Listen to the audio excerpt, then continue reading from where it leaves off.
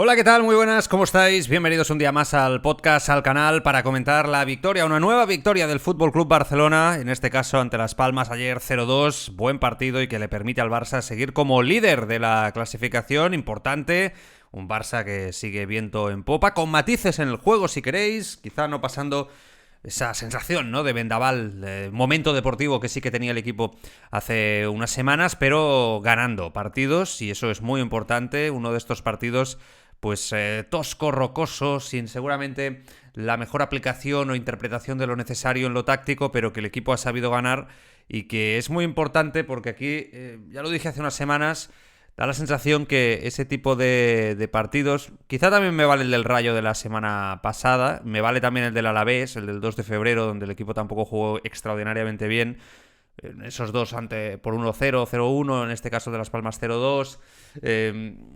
Bueno, son partidos que cuando ganas la liga, si la ganas, si has ganado, lo recuerdas como 3 puntos clave. Y si la pierdes por poco, etcétera, te acuerdas de ese día ante Las Palmas donde no ganaste, ¿no? En este caso sí que ha ganado.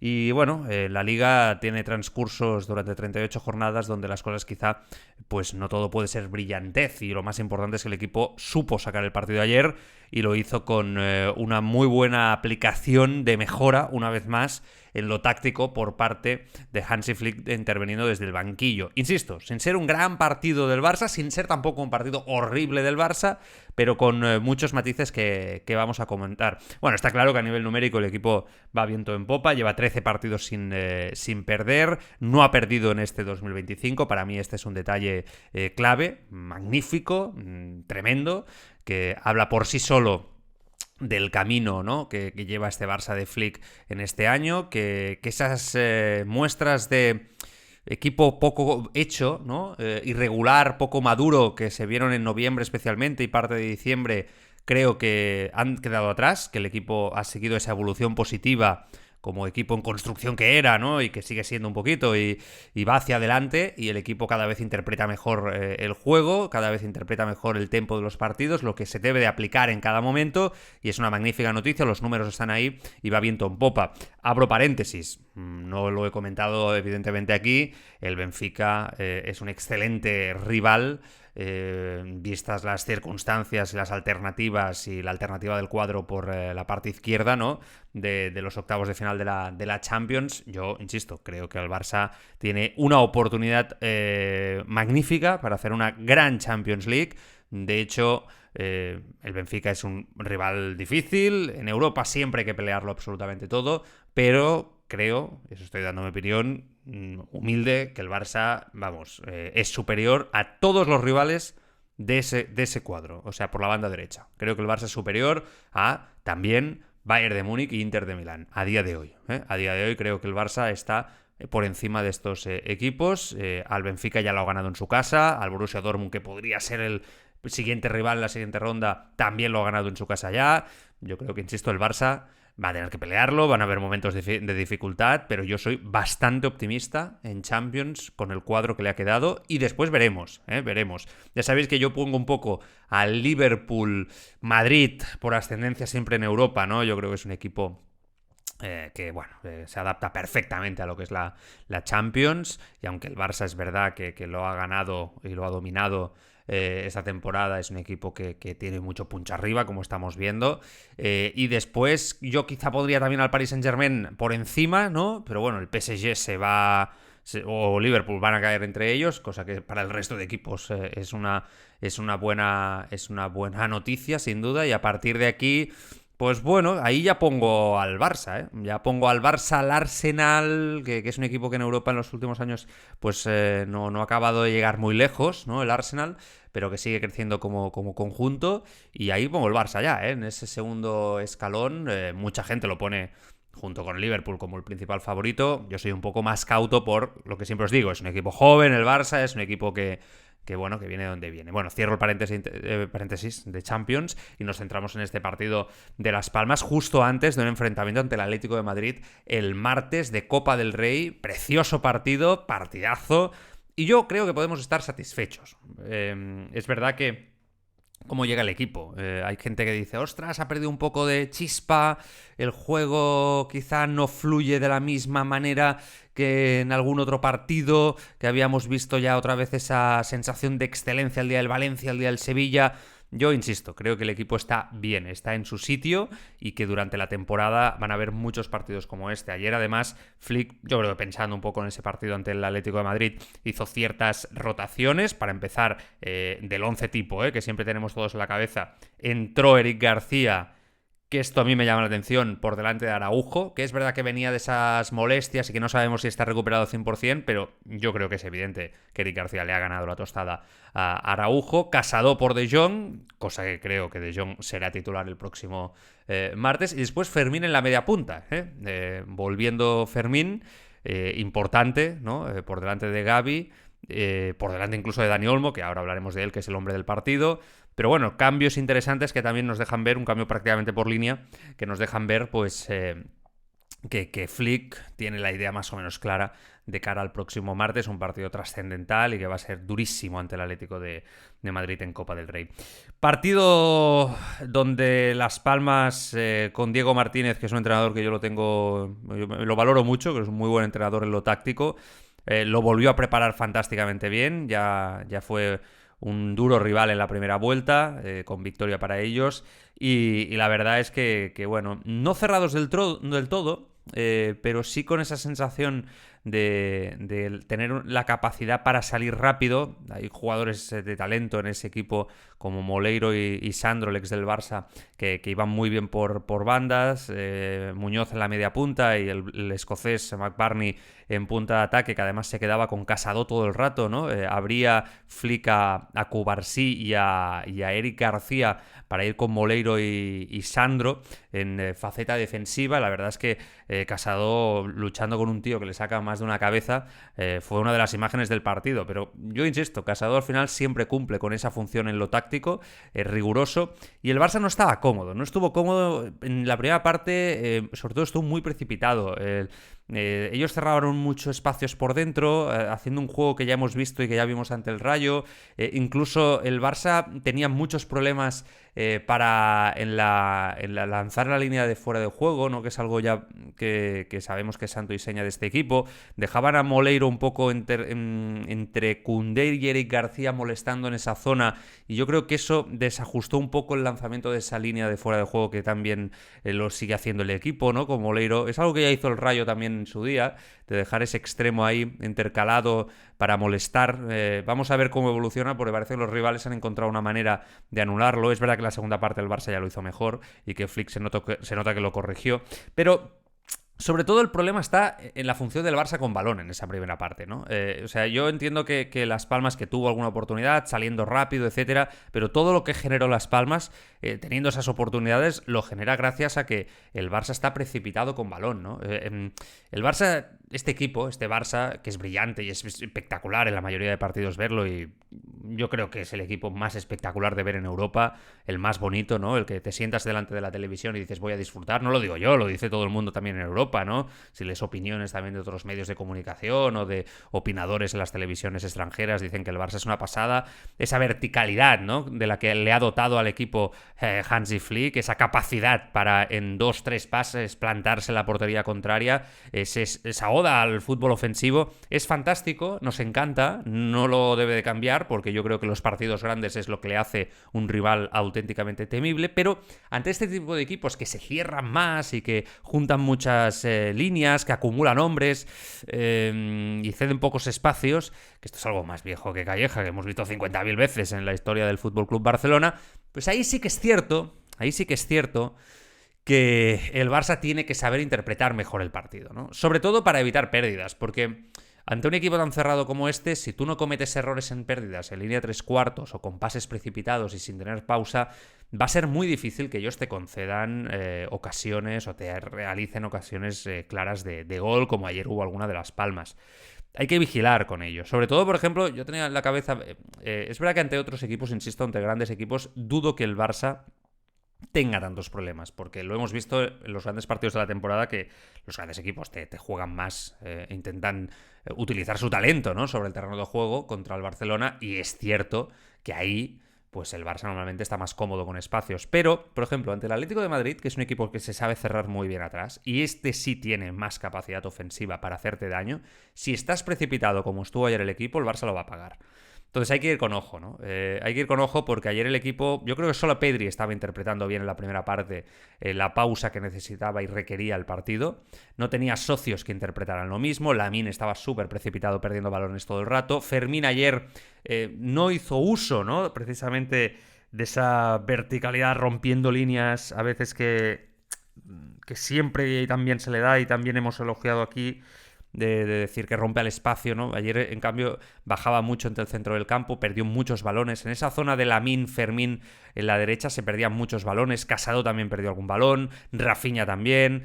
Entonces, claro, es peligroso, porque Eric García y Cubarsí se pasaron toda la primera parte corriendo hacia atrás en la espalda y al final hicieron buen partido los dos, para mí Eric García y Cubarsí, pero hay que ir con ojo porque te destrozan. Se notó mucho la intervención de Hansi Flick en la segunda parte, ordenando el equipo, para empezar poniendo a Dani Olmo en la posición de media punta. El equipo necesitaba, ¿no?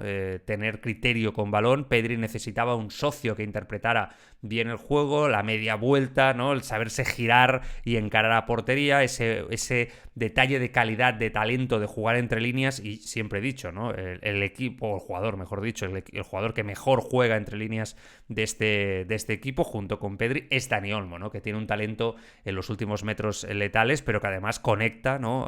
Hace de enganche perfectamente entre zonas, y ayer lo hizo fantásticamente bien. De hecho, fue entrar en el terreno de juego y el Barça fluyó de otra manera, encontró los espacios, encontró la manera de ser determinante. En un partido, insisto, donde el resto del equipo estaba algo espeso, pero así llegó esa jugada, que para mí es una jugada en el 62 magnífica, con un gran pase de Lamine Yamal, que es verdad que Lamine, ahora hablaremos de él, está en el momento más bajo como futbolista esta temporada. No pasa nada, no hay que exagerar, los futbolistas pasan por etapas. Lamine tiene 17 años, solo faltaría además con su edad, pero sí que es verdad que está en un momento, quizás no es el momento más alto, ¿no? Y está quizá un poco más espeso, un poco más precipitado, pero aún así, como siempre os digo, ¿no? Lamine consigue una o dos jugadas durante el partido, aunque cuando está mal, pues evidentemente no es tan decisivo, pero aún así consigue pues esa asistencia a Dani Olmo, que lo hizo francamente muy bien, demostrando que el Barça es algo que os he dicho muchas veces, ¿no? Últimamente, que tiene más fondo de armario del que parecía a principio de temporada. Es otro de los éxitos del alemán Hansi Flick, ¿no? Conseguir alargar el fondo de armario de esta plantilla, hacerla mucho más poderosa en ese sentido, y la verdad es que ahora pues tienes la sensación de que hay un revulsivo, un 11 pues que tiene cierta sustitución para darle una marcha más al partido, con las correcciones tácticas de Flick, que además se nota que cuando un entrenador corrige y los jugadores le hacen caso, ¿no? Que esto es algo que no siempre hemos tenido las últimas temporadas en Barcelona. Yo creo que el entrenador, por ejemplo Xavi, ¿no? Yo creo que él corregía muchos aspectos, pero no conectaba, por lo que fuera, a veces con sus futbolistas. Flick levanta la mano y todos van a son de pito. Yo creo que todos, insisto, le hacen caso y van a ultranza con la visión táctica, ¿no? Al fin y al cabo de su entrenador. Y aún así el Barça sufrió después del gol de Olmo. Hubo un par de jugadas donde Las Palmas también consiguió llegar a puerta después de pérdidas de balones, que prácticamente todas las oportunidades de Las Palmas son eso, pérdidas de balón. De hecho, la oportunidad de Dani Olmo es una pérdida de balón precisamente de Las Palmas, donde el Barça consigue pillarlos desprevenidos o descolocados, y ahí Dani Olmo es letal. Y después, bueno, hay esa jugada con el posible penalti a Eric García, que la verdad es que no se entiende mucho, porque previamente hay un fuera de juego, se ve claramente, y no entiendo mucho por qué tuvieron que llamar al árbitro, ¿no? A Cordero Vega. Es de esas jugadas que no se entiende, ¿no? Del VAR, porque el del VAR le avisa por unas posibles manos de Eric García. Yo estoy de acuerdo en que esa jugada son manos de Eric García si no ha habido un fuera de juego previo en el pase. Pero si ha habido un fuera de juego previo, además que no es aquello que decimos, no, un fuera de juego previo hace 2 minutos atrás, no, es que es la misma jugada, o sea, no hay duda. No hace falta que lo llames si se ha señalado el fuera de juego y hay fuera de juego, no. O sea, no. Y lo llama diciéndole, La mano esta, hay posible mano, pero quiero que compruebes también un fuera de juego. Y claro, el árbitro va y dice, voy a enseñar fuera de juego, lógicamente, ¿no? Cuando ve lo mismo que hemos visto todos. Insisto, hay que ayudar a los árbitros, siempre lo digo. Creo que lo que se le está haciendo es deleznable a todos los niveles. Son seres humanos, no lo podemos olvidar, son personas. Su posición es muy difícil, más en España, donde vivimos además en una época de polarización total. El respeto arbitral no ha existido nunca, pero últimamente hay un odio increíble. Creo que la época de las redes sociales tampoco ayuda en exceso a que haya ese respeto. Es lo fácil, es el muñeco tonto al que siempre darle, pero no puede ser. Yo creo que se desvirtúa la competición en el momento en el que la situación arbitral se duda en exceso, en el que se le falta el respeto, en el que se habla de corrupción, en el que se hace todos los vídeos que hemos visto en Real Madrid Televisión, se especula y se filtra información personal de ellos. Creo que se ha cruzado una línea que no puede ser. Necesitan respeto y se les tiene que ayudar. Dicho lo cual, se les tiene que ayudar porque están perdidísimos. O sea, y que cada jornada se nota que dan unos palos de ciego tremendos y se nota que lo están pasando mal. Y se nota porque es que las decisiones muchas veces no tienen lógica. Y es algo que lo he dicho muchas veces, ¿no? Ayer esa jugada es de presión total, de tener miedo a pitar, ¿no? Algo muy evidente para la polémica posterior. O sea, están condicionadísimos. Entonces hay que ir con ojo, hay que ir con ojo. Hay que ir con ojo porque es que como peten ellos, la competición peta también, ¿eh? Explota y a tomar por saco. Y eso sin duda el fútbol español no se lo puede permitir, ¿no? No es una competición seria, donde el sistema arbitral está condicionado y todo el rato, ¿no?, cuestionado de esa manera como se está haciendo. Hay que ayudarles. Dicho lo cual, veremos cómo evolucionan. Bueno, gran partido de Dani Olmo, lo que decía, para mí fue clave, es el que le dio una marcha más por dentro, es un jugador muy talentoso, es un jugador que siempre desequilibra. Yo creo que en esa zona es el jugador con más talento de la plantilla, ¿eh? Es un mediapunta puro, que hay pocos jugadores así en Europa. Ya sabemos, lo hemos explicado mucho, los problemas físicos que tiene. Es un jugador que, bueno, los datos, ¿no?, que maneja el cuerpo técnico de Hansi Flick, ya os lo he dicho varias veces, ¿no? Le dicen que no puede jugar más de 3 partidos seguidos. Vamos a ver si yo ya lo dije la semana pasada, si en este tramo final ya de temporada en el que vamos a entrar a partir de marzo va a ser mucho más protagonista. Yo tengo la sensación que Flick se siente muy cómodo con Gavi como titular en esa posición. Creo que Gavi con balón es peor que Dani Olmo, estamos yo creo todos de acuerdo, no es tan decisivo en esos últimos metros, pero sí que creo que Flick con Gavi tiene una sintonía muy especial, sí que creo que Gavi le ofrece, ¿no?, el trabajo sin balón, que es tan importante para este equipo, sobre todo la presión alta, ¿no?, que es básica, algo que quizá Dani Olmo no puede ofrecer, el despliegue físico también, y es verdad que Gavi después tampoco es un jugador que son tuercebotas, con balón todo lo contrario, ¿no? Es un jugador también muy talentoso, salido de la Masía, y que creo, siempre lo he dicho, que va a ir creciendo con el paso de los años. En el fútbol actual ya no es importante solo el 11, sino que los futbolistas yo creo que cada vez interpretan más que el rol es lo importante, tener un rol dentro de los equipos en los que juegas. Después pueden estar más o menos contentos con los roles, pero el rol es lo que creo que en el fútbol de hoy en día pues es básico, ¿no? Igual que Ferran, del que ayer volvió a marcar, ahora hablaremos, tiene el rol de revulsivo. Creo que Dani Olmo se encuentra cómodo también en ese rol,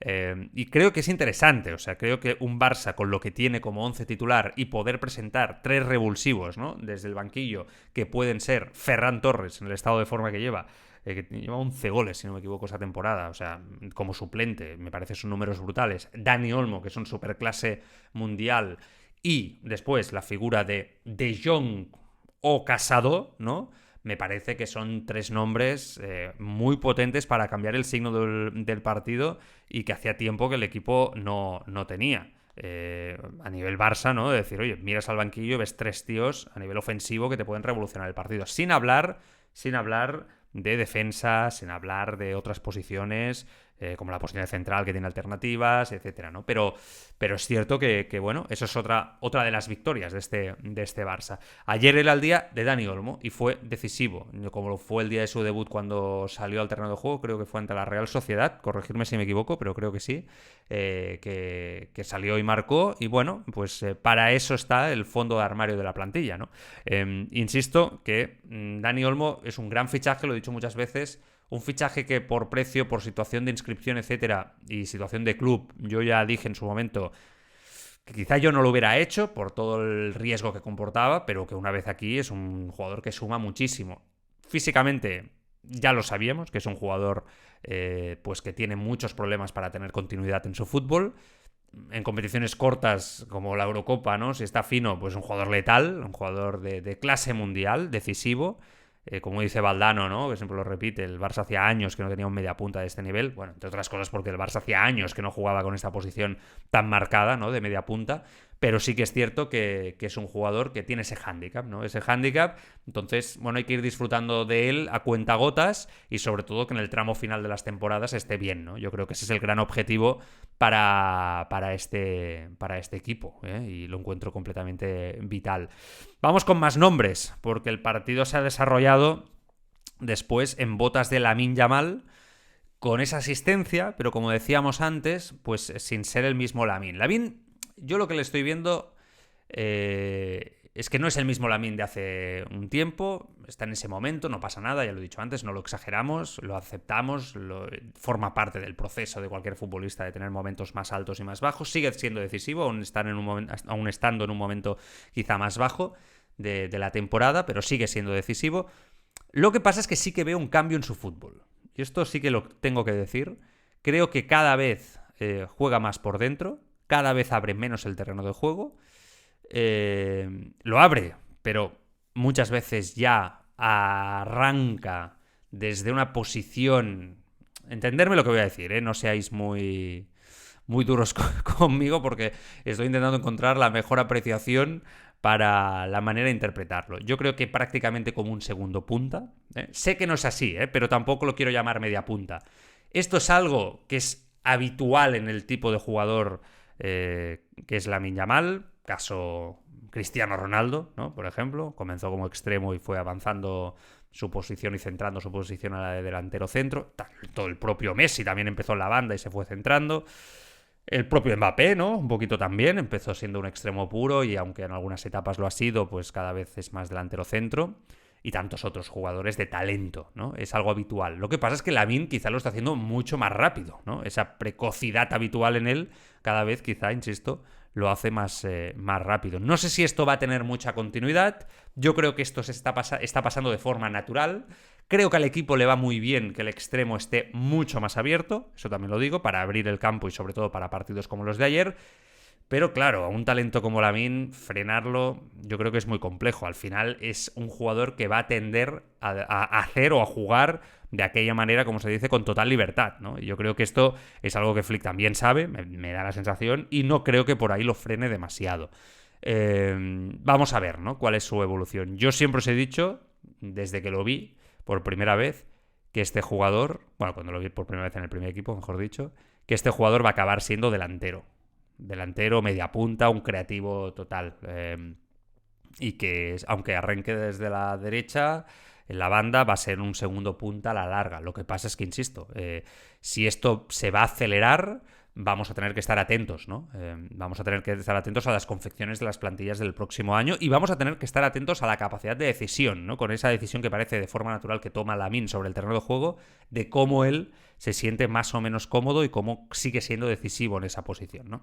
Es un detalle, ayer, insisto, asistencia vital. Rafinha, ayer tampoco hizo quizá un super mega partido, aunque es verdad que la actitud que tiene siempre es encomiable, no se cansa, la presión es auténticamente un puñal, siempre lo digo. Y ayer asistencia. En el gol de Ferran Torres, buena asistencia, que Ferran supo de nuevo ver puerta. Es un jugador que cada vez que juega, pues la verdad es que últimamente se le nota que está enchufadísimo, que ha aceptado ese rol con deportividad. Es muy difícil que le quite el puesto a Lewandowski, pero en algún momento, aquí lo hemos comentado, cuando Lewandowski bajaba sus registros goleadores, daba la sensación que podía tener ese espacio, ¿no? Aporta frescura, aporta desequilibrio, marcó un golazo espectacular, no se le debe de pedir mucho más, en un día donde Lewandowski ayer pues entró muy poquito en juego, donde la defensa de Las Palmas lo tenía muy vigilado, no tenía margen para moverse. Él es un rematador, ¿no? Él es un jugador que cuando, aunque en algún partido lo intenta entrar en conexión de juego, de circulación de balón, etcétera, le cuesta muchísimo más. Es verdad que tuvo ayer una oportunidad, porque casi siempre tiene una oportunidad, pero ayer no fue el día. Bueno, insisto, es que en general el equipo estuvo bastante espeso, menos Pedri, y los jugadores que ya hemos destacado con Olmo, etcétera. Pedri volvió a hacer un partidazo, además en su casa, ¿no? Tremendo. El único que se tenía claro y que tenía esa pausa, ¿no? Casado también, ¿no? Pero Casado tiene una posición más de medio centro, más posicional y estaba quizá en otras funciones, pero Pedri era el único que pedía calma al equipo. Tuvo falta de socios, ¿no? Para interpretar el partido en la primera mitad de lo que demandaba sin tanta precipitación. La verdad es que me alegré mucho de que Casado fuera titular ayer, ¿no? Es evidente que ha perdido la titularidad en beneficio de Frenkie de Jong, yo creo que esto es ya una evidencia. Pero ayer hizo muy buen partido. Yo creo que ayer Casado un poco se perdonó con Flick, ¿no? Yo ya os lo he dicho en varias ocasiones, que tengo la sensación de que el día del Atlético de Madrid ahí se rompió alguna cosa con aquella pérdida en el último minuto, en el último segundo prácticamente, la última jugada del partido, ¿no? De Casado que deja que el Atlético marca aquel gol. Y es verdad que bueno, que ayer volviera a ser titular y lo hiciera tan bien, porque yo creo que Casado tuvo mucho equilibrio en su fútbol ayer, creo que es una magnífica noticia. Sí que es cierto que al final, cuando el Barça va 1-0 antes del gol de Ferran, él hace un cambio, Flick, mete también a Frenkie de Jong por Pedri, un poco que se vuelve a ver que dentro de la cabeza de Flick, cuando quiere tener mayor porcentaje de balón, él interpreta que con De Jong está mejor que con Casado sobre el terreno de juego. Algo que, insisto, a mí no lo veo... Entiendo lo que quiere el alemán, pero no lo veo tan descarado, porque yo ayer estuve observando a Casado mucho y digo, es que tácticamente creo que al equipo le va mejor que juegue Casado. O sea, a mí yo creo que se ha recuperado a Frenkie de Jong y es una gran noticia. Tiene quizá más repertorio, ¿no? de interpretación del juego, de ser más decisivo que Casado. De Jong es un jugador que con balón rompe líneas y lo aguanta quizá también mejor, pero posicionalmente no es tan anárquico como De Jong y que creo que a veces desordena el equipo, ya lo dije el otro día, ¿no? Entonces no sé, pero bueno, es que va a ser De Jong seguramente el que va a jugar los partidos importantes, por lo menos ahora, ¿no? Y quiero hablar después en defensa, Koundé muy fiable como siempre y tal, pero de la concentración de Eric García y Pau Cubarsí. O sea, estamos hablando de una pareja de centrales que yo creo que son el sueño de cualquier aficionado del Barcelona basándose en la Masía, ¿no? Ayer Eric García estuvo francamente bien, muy bien con balón, muy metido en las pugnas individuales. No era fácil por ese planteamiento que hemos comentado antes de Las Palmas. Cubarsí estuvo impresionante, es imprescindible para este equipo. Cada partido da la sensación que juega mejor. Es un veterano, ¿no? de defensa italiano de 30 años en un cuerpo de 18 años. Es impresionante lo que hace. Fue clave para evitar acciones de peligro de Las Palmas constantemente. Y después Balde, ¿no? Que es otro canterano que, insisto, que está muy bien. O sea, está en un momento de forma que a mí personalmente me está encantando. Igual que lo he criticado en algún momento donde quizá no se le veía bien defensivamente, creo que está acertado, que mide mucho el tempo, que la interpretación táctica está siendo mucho mejor, especialmente en defensa, porque que Balde es profundo y tiene determinación física y que es un súper talento físico, yo creo que esto lo sabemos todos, ¿no? Es un jugador que ha ido evolucionando desde la posición de delantero centro a ser extremo y acabar siendo lateral largo, ¿no? Carrilero en su vida. Entonces arriba sabemos que más allá de, bueno, escoger la mejor opción siempre en el centro, en el chute, en el disparo, que esto a veces pues también le ha costado, yo creo que ahora lo está haciendo muy bien, yo siempre me fijo mucho en defensa, ¿no? Y la verdad es que ha mejorado mucho, o sea, muchísimo. Cada vez se perfila mejor, cada vez defiende mejor y ha tenido momentos bajos esta temporada, pero yo me alegro mucho, insisto, de ver a Balde a este nivel, y es básico para el Barça del futuro. Y poco más a comentar, que el Barça consiguió una importante victoria y que vamos a ver cómo evoluciona esta jornada con el partido entre el Madrid y el Girona de hoy, y que a partir de aquí comentamos el martes, ¿no? Ya sabéis, Barça-Atlético de Madrid, primer partido de ida de estas semifinales a doble partido de Copa del Rey, Barça-Atlético de Madrid, 9:30, partidazo en Montjuic, y la semana que viene, el 2 de marzo, recordemos, Barça-Real Sociedad, partido importante.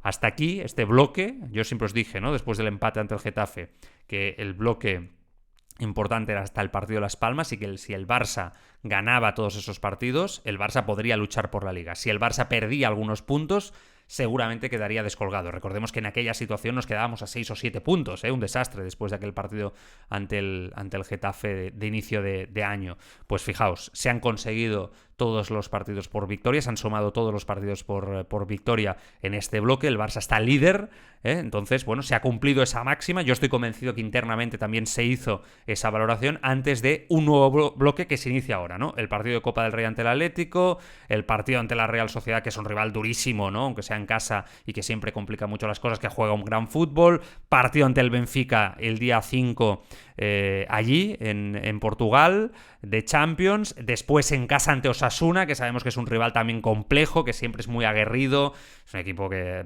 fijaos, ante el Madrid, ¿no? Como pelea, yo siempre, aunque sea en casa el enfrentamiento, considero que es básico. Es verdad que en esta segunda vuelta el Barça va a tener más partidos en casa, ojo, es un detalle yo creo que también interesante.